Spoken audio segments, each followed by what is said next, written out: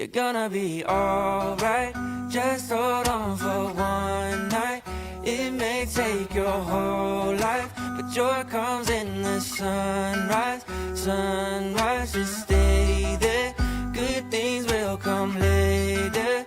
God made you for great.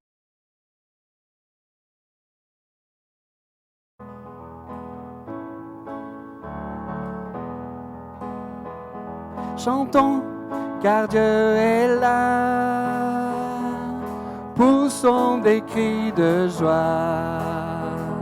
Dressons-lui un trône de reconnaissance, un palais de louanges. Chantons le roi des rois, son amour durera.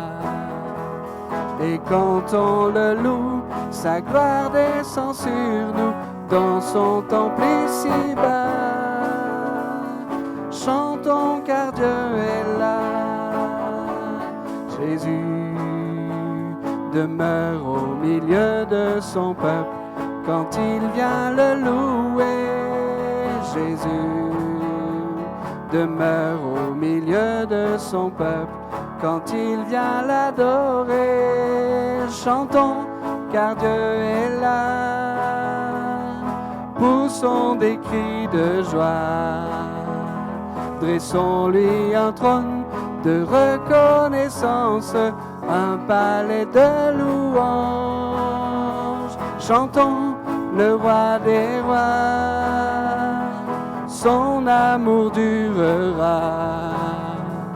Et quand on le loue, sa gloire descend sur nous dans son temple ici-bas. Chantons car Dieu est là. Nous sommes tous assemblés pour l'adorer avec nos instruments joyeux de ce que Dieu nous a sauvés. Faisons monter nos chants, chantons car Dieu est là. Poussons des cris de joie, dressons-lui un trône de reconnaissance, un palais de louanges. Chantons le roi des rois, son amour durera. Et quand on le loue, sa gloire descend sur nous dans son temple ici-bas. Chantons car Dieu est là. Chantons car Dieu est là. Poussons des cris de joie.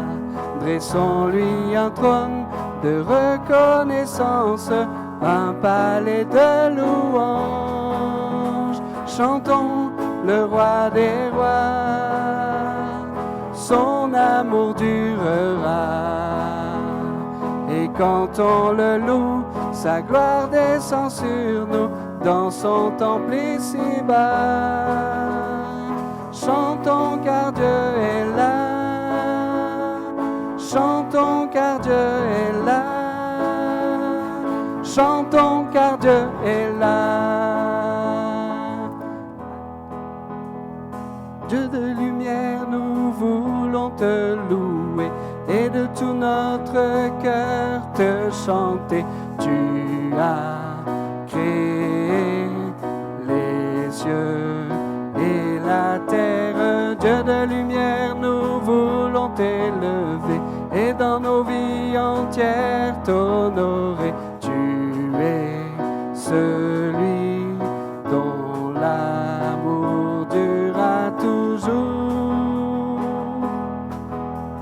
Lève-toi mon âme pour le rencontrer et avec les anges viens le célébrer.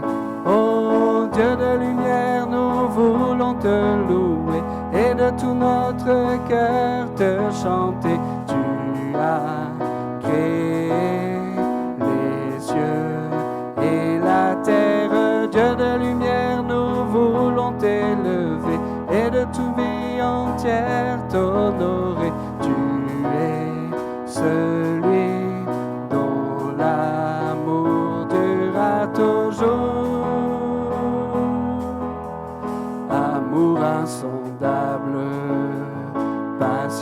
infinie, grâce incomparable qui nous rend la vie. Oh Dieu de lumière, nous voulons te louer et de tout notre cœur te chanter. Tu as créé les cieux et la terre, Dieu de lumière, nous voulons t'élever et dans nos vies entières t'honorer. Tu es celui dont l'amour durera tout. Dieu de lumière, nous voulons te louer et de tout notre cœur te chanter. Tu as créé les cieux et la terre, Dieu de lumière, nous voulons t'élever et dans nos vies entières t'honorer. Tu es celui dont l'amour durera tout. Dieu de lumière, nous voulons te louer et de tout notre cœur te chanter. Tu as créé les cieux et la terre, Dieu de lumière, nous voulons t'élever et dans nos vies entières t'honorer. Tu es celui dont l'amour durera toujours.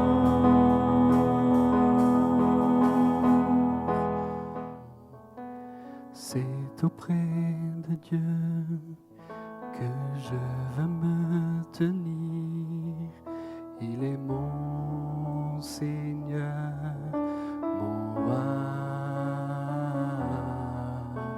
C'est auprès de Dieu que je peux ressentir tout l'amour qu'il a pour moi. C'est auprès de Dieu que je voudrais grandir, entendre le son de sa voix. Je viens devant le trône, par ta grâce je me tiens, en ta présence je lève les yeux vers le lieu saint pour contempler ta face. Je veux rester près de toi. C'est auprès de Dieu que je veux me tenir. Il est mon Seigneur, mon roi. C'est auprès de Dieu que je peux ressentir tout l'amour qu'il a pour moi. C'est auprès de Dieu que je voudrais grandir, entendre le son de sa voix. Je viens devant le trône, par ta grâce je me tiens, en ta présence je lève les yeux vers le lieu saint pour contempler ta face. Je veux rester près de. Je viens devant le trône, par ta grâce je me tiens, en ta présence je lève les yeux vers le lieu saint pour contempler ta face. Je veux rester près de. Je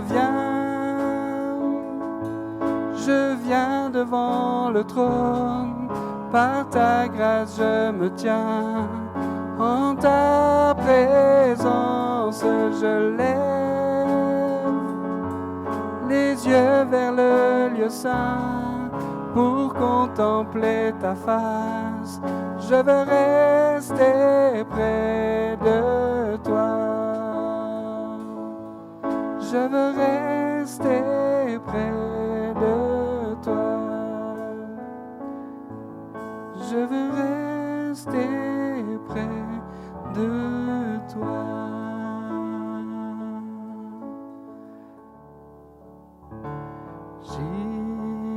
Jésus,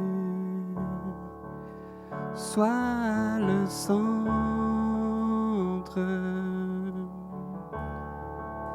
sois ma lumière, sois ma source, Jésus.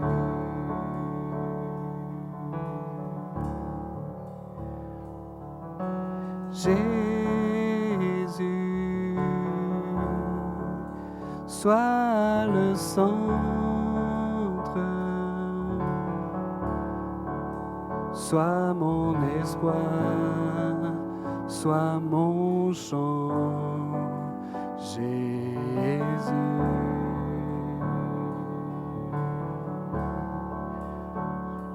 Le feu dans mon cœur, sois le vent dans mes voiles, sois la raison de ma vie, Jésus, Jésus.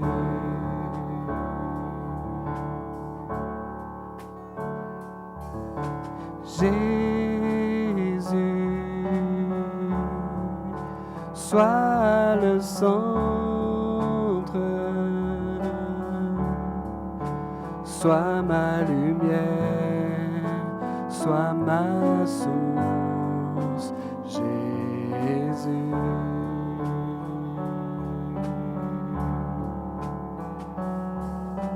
Jésus, sois ma vision, sois mon chemin, sois mon guide, Jésus.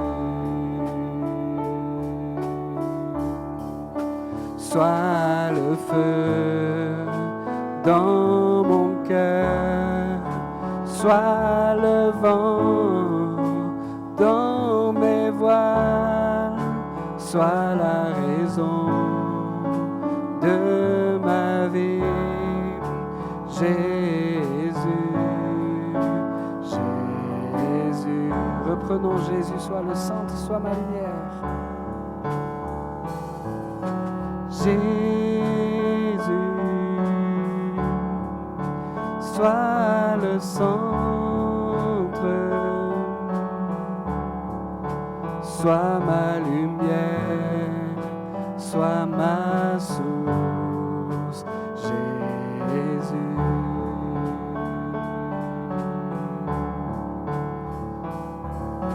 Jésus, sois le centre, sois mon espoir, sois mon chant, Jésus. Sois le feu, Seigneur, sois le feu dans mon cœur, sois le vent dans mes voiles, sois la raison de ma vie, Jésus, Jésus. Sois le feu, sois le feu dans mon cœur, sois le vent dans mes voiles, sois la raison de ma vie, Jésus, Jésus.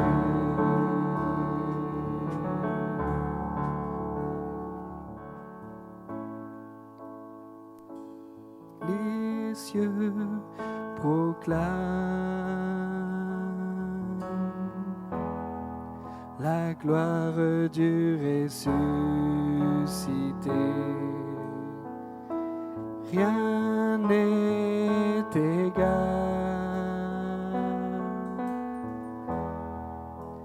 à la beauté du Seigneur. À jamais il sera l'agneau sur le trône. Je fléchis le genou pour l'adorer lui seul. Je veux chanter la gloire du ressuscité, l'agneau immolé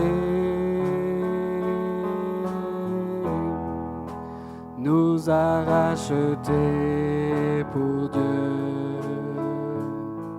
À jamais tu seras l'agneau sur le trône. Je fléchis le genou pour t'adorer toi seul. Reprenons, les cieux proclament. Les cieux proclament la gloire du ressuscité. Rien n'est égal à la beauté du Seigneur. À jamais il sera l'agneau sur le trône.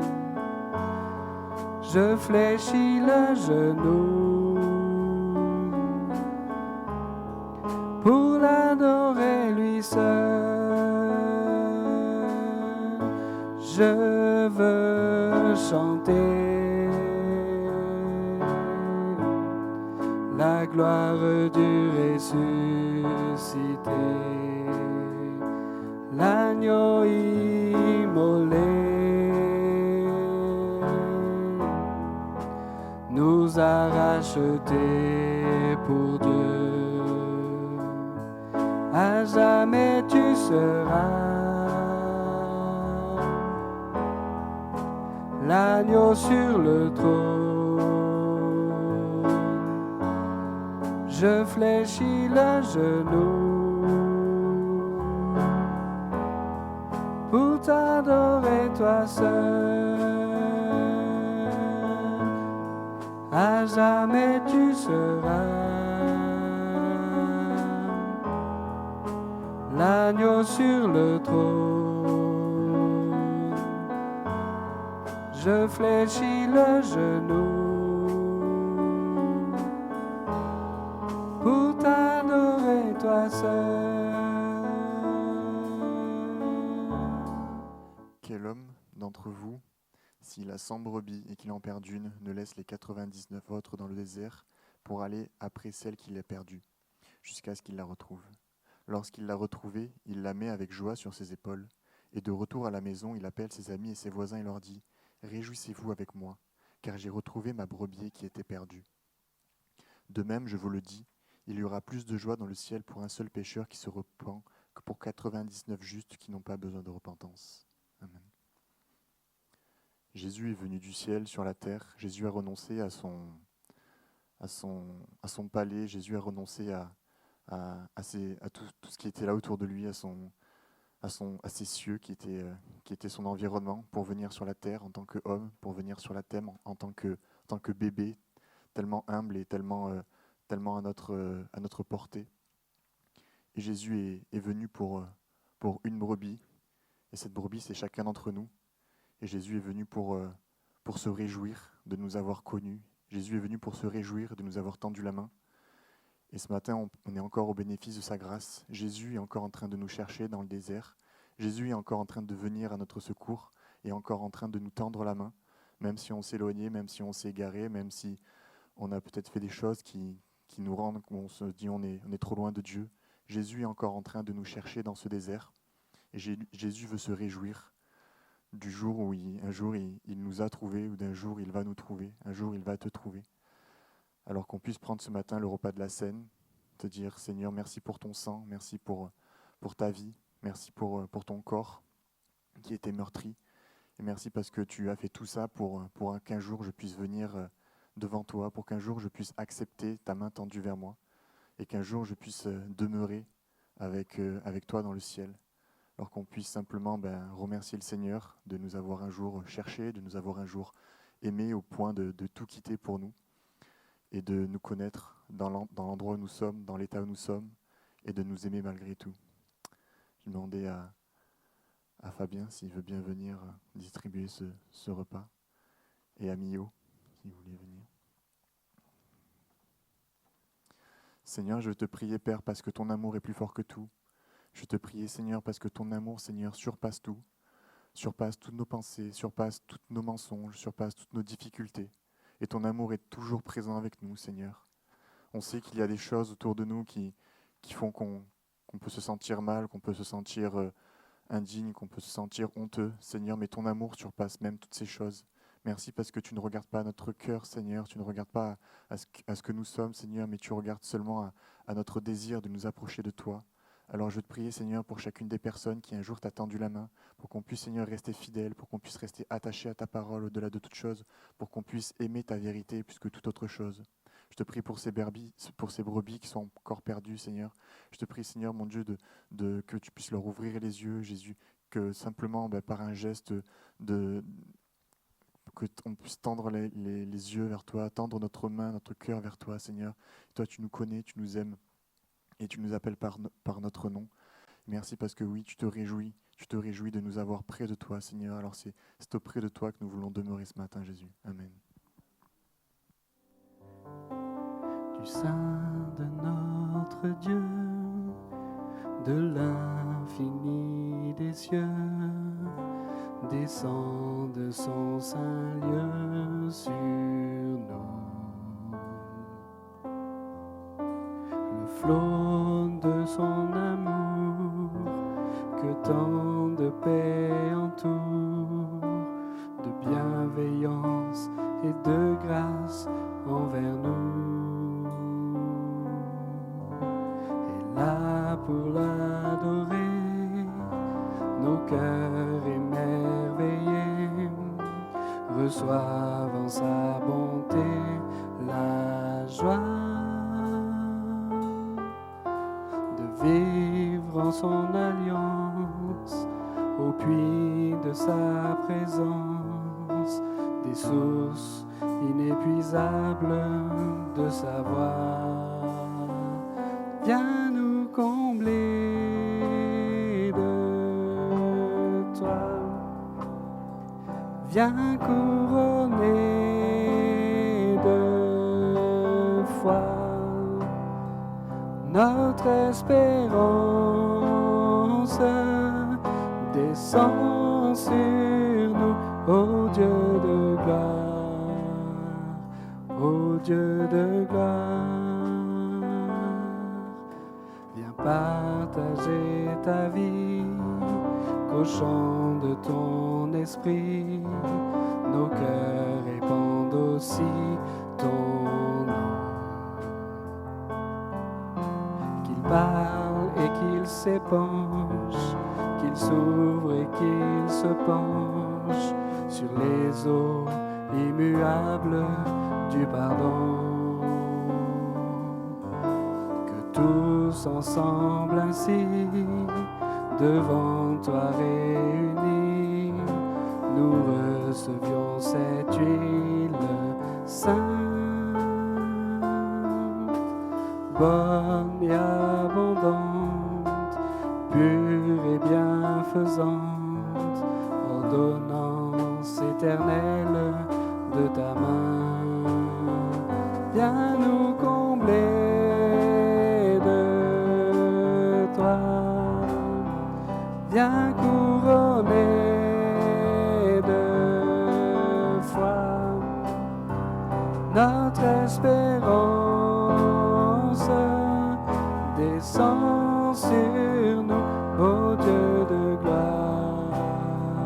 Viens nous combler de toi. Viens couronner de foi notre espérance. Descends sur nous, ô Dieu de gloire. Viens nous combler de toi. Viens couronner de foi notre espérance. Descends sur nous, ô Dieu de gloire, ô Dieu de gloire.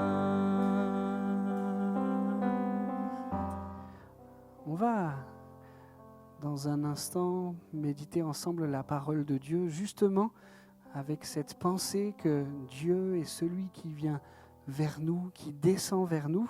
Mais avant ça, je veux prendre le temps de saluer quelques-uns. On a la joie de retrouver Sylvie, on a la joie de retrouver Suzanne après une absence là, parce qu'en voyage, on est heureux de vous avoir avec nous, de vous retrouver.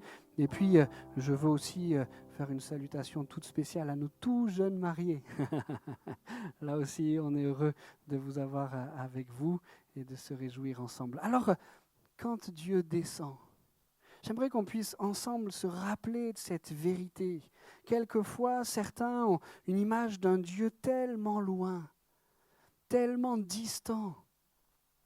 Et quand on regarde, tout à l'heure c'était dit dans un don spirituel, quand on le voit dans toute sa puissance, quand on le voit dans toute sa grandeur, quand on le voit comme l'image là d'un océan qui est plein de puissance, on peut comprendre pourquoi est-ce qu'on se sent tout petit et pourquoi on pourrait se sentir loin de celui qui est si grand, si saint, si puissant, si glorieux. Et pourtant, si la Bible nous le présente si grand, si puissant, si glorieux, elle nous montre aussi qu'il est celui qui descend vers nous, celui capable d'être tellement proche de nous. Ce qui nous a donné la vie, c'est sa proximité. La Bible nous montre de quelle manière, par amour, il nous a créés et placés dans un jardin merveilleux, jardin de délices. Et parce qu'il nous a créés, parce qu'il nous a aimés, il nous a mis au centre de ce jardin de délices, de ce jardin merveilleux.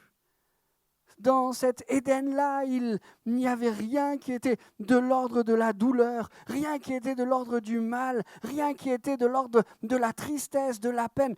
Tout était glorieux. Et dans son amour, Dieu nous a placés là, dans ce jardin merveilleux. Et si Dieu avait fait que cela, déjà ça aurait été fabuleux. Mais la Bible nous montre, et on va le voir dans le texte que nous allons lire, que Dieu ne s'est pas contenté de ça, mais que Dieu venait rendre visite à sa création dans le jardin. Pour nous, ce matin, il descendait. Et quand Dieu descendait ainsi dans le jardin, voilà qu'il savait ce qu'il y avait dans le cœur de sa créature. On peut lire ce passage de Genèse chapitre 3, verset 8. Si vous voulez le chercher avec moi, le premier livre de la Bible, le livre de la Genèse, au chapitre 3, on est au récit qui fait suite à la création, on est dans le chapitre qui nous raconte combien l'homme et la femme ont chuté, sont tombés dans le péché. Genèse chapitre 3, verset 8. Adam et Ève viennent de manger de l'arbre qui était défendu. Alors ils entendirent la voix de l'Éternel Dieu qui parcourait le jardin vers le soir. Et l'homme et la femme se cachèrent loin de la face de l'Éternel Dieu, au milieu des arbres du jardin. Mais l'Éternel Dieu appela l'homme et lui dit : « Où es-tu ? » Il répondit : « J'ai entendu ta voix dans le jardin et j'ai eu peur parce que je suis nu et je me suis caché. » Et l'Éternel Dieu dit : « Qui t'a appris que tu es nu ? est-ce que tu as mangé de l'arbre dont je t'avais défendu de manger ? L'homme répondit, la femme que tu as mise auprès de moi m'a donné de l'arbre et j'en ai mangé. Et l'Éternel Dieu dit à la femme, pourquoi as-tu fait cela ? La femme répondit, le serpent m'a séduite et j'en ai mangé. Dieu descend dans ce jardin et Dieu s'approche de sa créature, de sa création, comme il le fait ce matin pour chacun d'entre nous. Et je vais le dire comme ça, je mets des guillemets, mais Dieu ici ne met pas longtemps à comprendre ce qui s'est passé. Je dis que je mets des guillemets parce que, en fait, Dieu sait tout.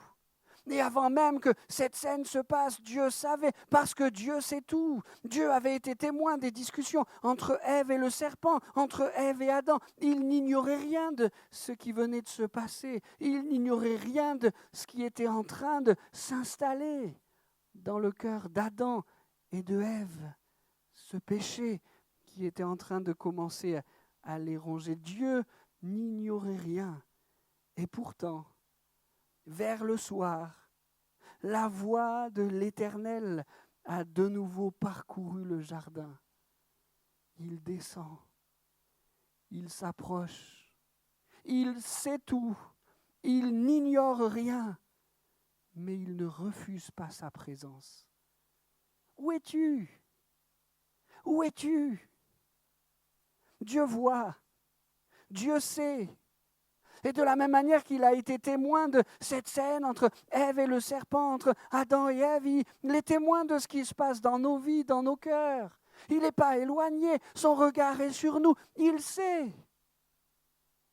Il sait ce qui s'est passé cette semaine, il a été témoin de nos discussions, peut-être de nos maladresses, peut-être de même nos malhonnêtetés. En un mot, il est au courant de nos péchés. Et pourtant, ce matin encore, alors qu'il sait ce qu'il y a dans nos cœurs, il descend. Où es-tu ? Nous dit-il. Où es-tu, toi, ma créature ? Où es-tu, toi, mon enfant ? Où es-tu ? Est-ce qu'on va faire comme Adam et Ève ? Il faut se cacher. Ou bien est-ce qu'on va dire, Seigneur, je suis là. Quand Dieu descend, il sonde nos cœurs. Et il se propose de le faire ce matin, avec l'amour qui le caractérise, avec la bonté, avec la patience qui le caractérise. Dieu descend, il vient nous rencontrer, il vient, comme il l'a fait hier dans le jardin, discuter avec nous. Vas-tu rester caché ou vas-tu entamer avec lui cette discussion ? Quand Dieu descend, il juge et il fait grâce.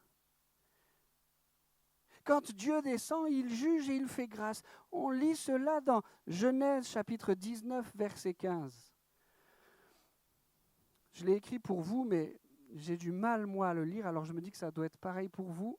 Vas-y, Mio, clique encore une fois. Sur le suivant, il n'y est pas ? Bon, excusez pour ça. Je le lis pour vous alors. C'est pas écrit trop petit, c'est même pas écrit du tout. Genèse 19, verset 15. Genèse 19, 15.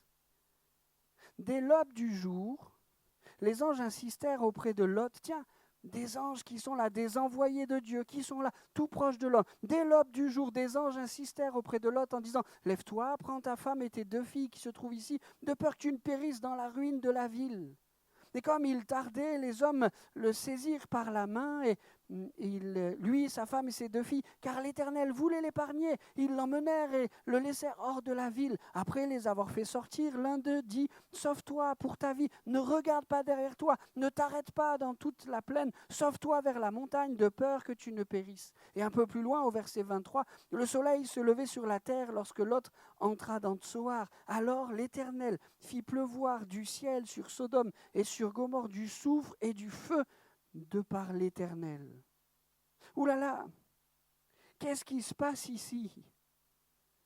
On voit que ce qui descend du ciel, c'est un jugement. Et un jugement dur sur une ville. Mais on voit que dans le même temps, alors qu'un jugement descend, une grâce est accordée, une grâce est faite. Quand Dieu descend, il apporte jugement et grâce. Il apporte jugement car il est juste. Et Dieu ne serait plus Dieu si une condamnation n'était pas apportée à un péché, à l'iniquité, à une faute. Quelle serait notre société si la justice n'était pas là? Il en va de même avec Dieu. Dieu est juste. Et quand il descend, il apporte jugement. Mais Dieu est amour. Et quand il descend, il apporte grâce. Si il apporte le jugement car il est juste pour condamner le péché, il apporte grâce car il est amour pour pardonner le pécheur. S'il n'y avait que jugement, l'humanité serait finie. S'il n'y avait que jugement, personne ne pourrait tenir devant Dieu en disant « Non, moi, j'ai commis aucune faute, aucun péché, j'ai rien à me reprocher, je suis juste et parfaitement juste. » Personne ne pourrait faire cela. S'il n'y avait chez Dieu que jugement, l'humanité serait finie. Mais s'il n'y avait que grâce, sa justice même serait alors injuste. Dieu est les deux, à la fois jugement et à la fois grâce. Mais alors, il faut qu'on se pose la question. Quand Dieu descend vers moi, qu'est-ce qu'il apporte? Est-ce qu'il apporte son jugement? Est-ce que ce matin vers moi, il vient pour me juger, pour me condamner? Ou bien est-ce qu'il apporte grâce? Qu'est-ce qui définit le jugement ou la grâce? Pourquoi Lot et pas Gomorrhe? Pour avoir une réponse et pour que cette réponse soit universelle, il nous faut un peu dézoomer. Et pour dézoomer, allons vers notre troisième point. Quand Dieu descend, il se donne et il pardonne. Quand Dieu descend, il se donne et il pardonne. La Bible nous montre que Jésus, c'est Dieu qui descend. Vous vous souvenez comment Jésus est appelé? Vous savez qu'il avait plusieurs noms, prénoms, et la Bible dit de lui qu'il est Emmanuel. Emmanuel, ça signifie Dieu avec nous. Et quand Jésus naît, on connaît tous cette histoire, dans une étable. Quand Jésus naît, c'est Dieu qui descend. C'est Dieu avec nous. Et cet Emmanuel est descendu pourquoi? Il est descendu pour se donner et pour pardonner. L'apôtre Paul écrit à une église qui se trouve à Colossiens chapitre 2, verset 13.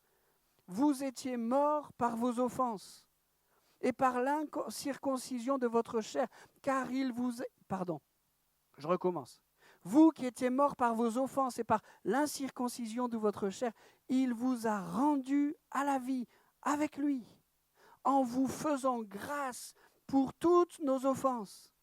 Il a effacé l'acte dont les ordonnances nous condamnaient et qui subsistait contre nous, et il l'a éliminé en le clouant à la croix. Il a dépouillé les dominations et les autorités et les a livrées publiquement en spectacle, en triomphant d'elles par la croix. » Ce texte, il est magnifique, il est aussi un peu compliqué. Et je vais tâcher de l'expliquer. Quand Dieu descend, quand Jésus descend, il se donne et il pardonne. Ce texte nous signale que nous étions condamnés. L'expression qui est utilisée est même une expression forte. Nous étions morts par nos offenses. Est-ce qu'il y en a qui ont l'impression d'être morts ce matin? Je ne crois pas, ça va. Mais au regard de nos offenses, au regard de nos fautes, de nos iniquités, c'est comme si nous étions morts. Ça, c'est le constat. Ça, c'est Dieu qui descend dans le jardin pour rencontrer Adam et Ève et qui constate que le péché est venu rentrer dans le cœur, qu'il a rongé le cœur d'Adam et Ève. Vous étiez morts par vos offenses, mais il vous a rendus à la vie avec lui en vous faisant grâce pour toutes vos offenses. Nous étions condamnés. Mais Jésus-Christ, il a pris sur lui notre condamnation. Quand il descend, Dieu donne justice et Dieu donne grâce. Et pour pouvoir sauver l'être humain qu'il aimait tant, Dieu devait apporter sur un juste la condamnation. Jésus a accepté d'être ce juste-là. Lui n'a jamais commis aucun péché, mais il s'est retrouvé cloué sur une croix. Il a accepté de prendre sur lui la condamnation pour nos péchés, pour nos fautes, la condamnation qui nous était réservée. Et parce qu'il a accepté de faire cela, la justice de Dieu a été accomplie. La condamnation a été prononcée, elle a même été exécutée, mais pas par nous. Elle a été exécutée par Jésus, pour que nous puissions être graciés. Parce que Dieu est juste, il fallait condamner le péché. Parce qu'il voulait sauver et pardonner l'être humain. Le péché, la condamnation du péché est tombée sur Jésus pour que nous puissions être pardonnés. Quand Dieu descend, il se donne. Jésus a donné sa vie. Quand Dieu descend, il pardonne. Si on s'approche de ce Dieu qui n'est pas loin de nous, nous l'avons compris ce matin, si on s'approche de lui en lui disant « Pardonne-moi, je reconnais mes fautes, je reconnais mes iniquités, je reconnais ce qu'il y a dans ma vie, je te demande pardon. » Alors Jésus-Christ, celui qui s'est donné, celui qui a donné sa vie, nous pardonne pleinement et complètement. La grâce se vit dans la repentance en celui qui a payé le prix de sa vie. Amen. Quand il descend, Dieu dirige et protège. Je vous propose qu'on puisse voir ensemble un autre texte où on voit Dieu descendre. On en a vu quelques-uns déjà. Prenons encore celui-là et quelques autres. Exode, chapitre 14, verset 19.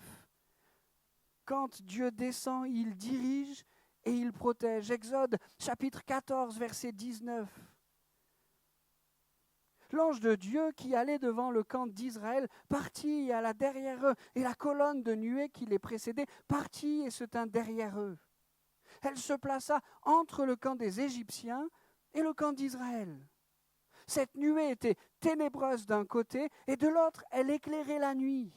Et les deux camps n'approchèrent point l'un de l'autre pendant toute la nuit. Il faut prendre le temps de rappeler le contexte de ces quelques versets que nous venons de lire. Le peuple de Dieu, le peuple d'Israël, était réduit en esclavage depuis 400 ans auprès du peuple égyptien.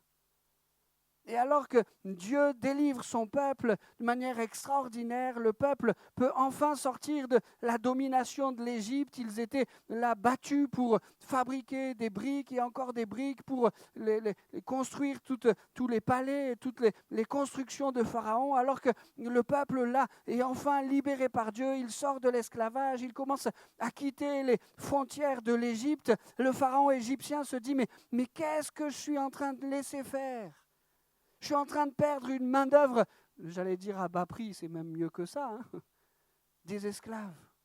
Je suis en train de perdre des milliers, certains disent 1 million de personnes à l'époque, d'autres disent davantage. Je suis en train de perdre tous ces gens et Pharaon lui-même va monter sur son char, il va réunir toute son armée et il va partir à la poursuite de ce peuple d'Israël.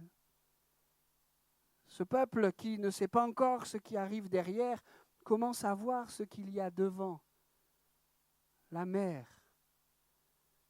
Et alors qu'ils sont en train, j'imagine, alors qu'ils sont en train de se gratter la tête en disant, bon, comment on va traverser cette mer ? Certains remarquent derrière un nuage de fumée. C'est l'armée qui arrive. Et voilà que c'est ce peuple qui vient à peine de se réjouir de la grande victoire qu'ils viennent de remporter par la puissance de Dieu. Ça y est, ils ne sont plus esclaves, se sentent là complètement fermés, complètement bloqués. La mer d'un côté et l'armée égyptienne de l'autre. Au mieux, cette armée va les ramener à l'esclavage. Au pire, elle va les décimer dans ce désert. Mais dans ce contexte-là, nous avons lu ces quelques versets qui nous parlent de quelque chose de tout particulier. Une nuée, vous l'avez lu avec moi ? Une nuée va se placer entre le peuple d'Israël et l'Égypte. Et que va faire cette nuée? Le texte nous signale, elle va éclairer d'un côté, du côté du peuple d'Israël, et elle va être obscure de l'autre, du côté de l'Égypte. Si bien que l'armée égyptienne ne pourra pas voir où est-ce qu'est le peuple d'Israël. Et le peuple d'Israël, éclairé par cette lumière miraculeuse, va pouvoir contempler de quelle manière Dieu, par sa puissance, va ouvrir la mer pour que le peuple tout entier puisse traverser. Quand Dieu descend, ici, il le fait par une nuée. La nuée dans l'Ancien Testament, c'est le symbole de la présence de Dieu. Quand Dieu descend, il dirige et il protège. Le peuple d'Israël va sortir victorieux de cette situation. Dieu était descendu pour s'intercaler alors que le moment était critique. Était-il arrivé de passer par des moments critiques? Des moments où il semble qu'il n'y a pas d'issue, mais il y a la mer devant et il y a l'Égypte derrière. T'est-il déjà arrivé de passer par un moment critique? Pas d'issue apparente. Sais-tu que Dieu a le pouvoir de descendre? Sais-tu que Dieu a le pouvoir de s'intercaler entre l'armée de l'Égypte, ton problème, et toi? Sais-tu que Dieu est la solution? Quand Dieu descend, il protège. J'ai commencé par la fin, j'ai expliqué comment il protégeait, j'aurais certainement dû faire l'inverse, mais pourquoi est-ce que j'ai marqué aussi « il dirige » ? Après ce moment tout particulier où Dieu va encore miraculeusement protéger son peuple, la nuée va rester. Et pendant tout le temps où ils seront dans le désert, cette nuée, elle va les diriger, elle va les conduire. Quand il faut poser le camp, cette nuée, elle s'arrête. Quand il faut lever le camp, cette nuée, elle se lève. Cette nuée, elle va diriger le peuple. Quand Dieu descend, il protège et il dirige. Dieu veut conduire ta vie. Jésus veut guider tes pas. Il se propose, et on l'a entendu encore ce matin, d'être ce bon berger qui va chercher la brebis qui est perdue, qui la ramène dans la bergerie, qui lui dispense ses bons soins. Dieu descend, veut descendre dans ta vie pour te protéger, mais aussi pour te conduire, pour te diriger. Pas uniquement quand tout va bien, mais aussi dans la sombre vallée. Prends courage, sa houlette et son bâton te rassurent. Quand Dieu descend, il montre sa gloire. Dans le texte de 2 Chroniques, chapitre 5, verset 13, 2 Chroniques 5, 13, on voit de quelle manière la gloire de Dieu descend aux yeux de Salomon et de tous ses gens. Et lorsque ceux qui sonnaient des trompettes et ceux qui chantaient, s'unissant d'un même accord pour célébrer et pour louer l'Éternel, firent retentir les trompettes, les cymbales, les autres instruments, et célébrèrent l'Éternel par ses paroles, car il est bon, car sa miséricorde durera toujours. En ce moment-là, la maison de l'Éternel fut remplie d'une nuée. Les sacrificateurs ne purent pas y rester pour faire le service à cause de la nuée, car la gloire de l'Éternel remplissait la maison de Dieu. Quand Dieu descend, il montre sa gloire. Quel moment extraordinaire que ce moment-là, que Salomon a vécu. La nuée qui descend et la gloire de Dieu qui est comme palpable. On est comme cet océan dont on parlait tout à l'heure là. On le voit dans toute sa grandeur, dans toute sa puissance, dans toute sa majesté. Dieu descend pour nous montrer sa gloire. Aujourd'hui encore, Dieu veut descendre ainsi pour nous montrer sa gloire. Il veut descendre ainsi pour nous couvrir de son onction. Il veut descendre ainsi pour nous faire goûter encore et encore à sa présence. Et puis je termine avec ce dernier passage des Écritures. Celui-ci est dans le Nouveau Testament, comme celui de tout à l'heure avec Colossiens, Actes chapitre 2, verset 1. Actes chapitre 2, verset 1, et on va voir avec ce passage que quand Dieu descend, il vient habiter nos cœurs. J'ai l'impression que vous n'avez pas entendu ce que je viens de dire. Quand Dieu descend, il vient habiter nos cœurs. Actes chapitre 2, verset 1. Le jour de la Pentecôte, ils étaient tous ensemble dans le même lieu. Tout à coup, il vint du ciel un bruit comme celui d'un vent impétueux, et il remplit toute la maison où ils étaient assis. Des langues semblables à des langues de feu leur apparurent séparées les unes des autres et se posèrent sur chacun d'eux. Et ils furent tous remplis du Saint-Esprit et se mirent à parler en d'autres langues selon que l'Esprit leur donnait de s'exprimer. Dans l'Ancienne Alliance, nous disions tout à l'heure que les sacrificateurs n'ont pas pu rester dans le temple quand la nuée est descendue, tellement la gloire de Dieu était grande. Dans la Nouvelle Alliance, ce sont nos cœurs qui sont le temple. Et Dieu se propose de venir habiter nos cœurs. Il veut nous remplir de son amour, de sa grâce, de son Saint-Esprit. Il veut nous remplir de sa personne. Non, Dieu n'est pas loin. Non, Dieu n'est pas distant. Il descend. Et ce matin encore, il s'approche de nous. Ce matin encore, il descend. Pas pour nous écraser, pas pour nous condamner, pas pour nous humilier. Mais ce matin encore, il descend. Parce qu'il désirerait tellement habiter ton cœur, remplir ton cœur. Tu peux lui dire non. Et sois assuré, il ne se passera rien parce que Dieu t'aime, te respecte et il ne forcera pas la porte de ton cœur. Mais tu peux lui dire oui. Et Dieu, dans son amour, si tu lui dis oui, viendra habiter ton cœur. Comme il l'a fait hier dans ce moment de la Pentecôte. Hier, la nuée était impressionnante et les sacrificateurs ne pouvaient la tolérer. Aujourd'hui, sa présence, parce que Christ a donné sa vie, veut descendre dans ton cœur pour t'accompagner à chaque moment, pour être cette nuée qui te protège et qui te dirige, pour conduire tes pas. Dieu n'est pas loin. Dieu n'est pas loin. Mais en Jésus et par le Saint-Esprit, il veut habiter ton cœur.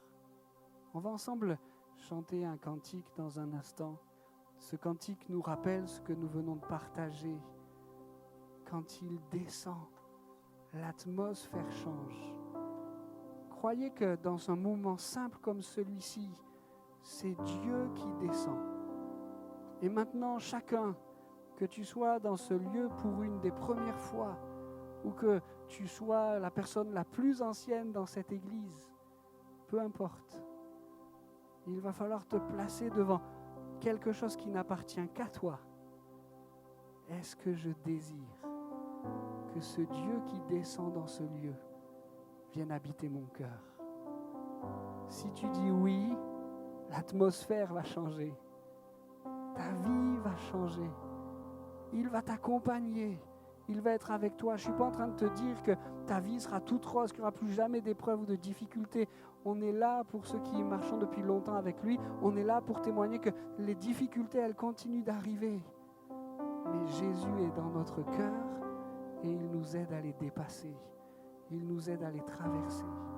Alors que tu sois là, tout nouveau ou ancien dans cette église, positionne-toi pendant ce chant. Il descend, ça c'est une certitude. Mais est-ce que toi, tu lui dis, viens habiter mon cœur? Quand il descend, l'atmosphère change. Il y a transfert entre ciel et terre. Quand il descend, l'atmosphère change. Il y a transfert entre ciel et terre. Quand il descend, l'atmosphère change. Il y a transfert entre ciel et terre.